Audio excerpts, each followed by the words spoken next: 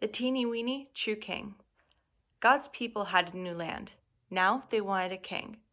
But God is your king, Samuel told them. He is the one who looks after you best. We want a real king, they said. One you can see. God knew that a king might not be kind to his people or look after them as well as he would. But God's people didn't care. They wanted a king and they wanted him now. So God gave them a king. He was called Saul, and he seemed like a good king at first. But he became proud and stopped listening to God. He didn't obey God or love God with his whole heart. Saul can't help me with my plan, God said. I need a king who loves me and will teach my people to love me. I need a true king. God had just one in mind. Go to Bethlehem, God told Samuel. You'll find the new king there. Samuel's job was to listen to God and tell people what God said.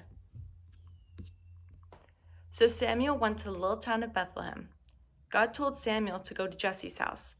God was going to choose one of Jesse's sons to be the new king. Jesse had 7 strong sons.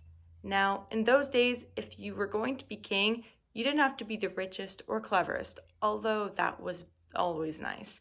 You had to look like a king, which meant you had to be the tallest and the strongest, so you could carry the longest swords and biggest armor and defeat everyone. And it didn't hurt to be handsome either.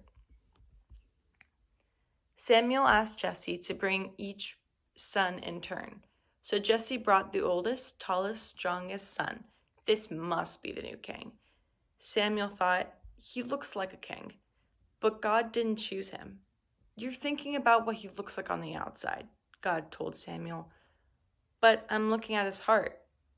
What's he like on the inside? So Jesse showed Samuel his next oldest, tallest, strongest son, but God didn't choose him either. In fact, God didn't choose any of the 7 sons. Samuel said, Is that all? Jesse laughed. Oh, well, there's the youngest one, but he's just a weakling of the family. He's only teeny, bring him, Samuel said. Jesse's youngest son came running up, and God spoke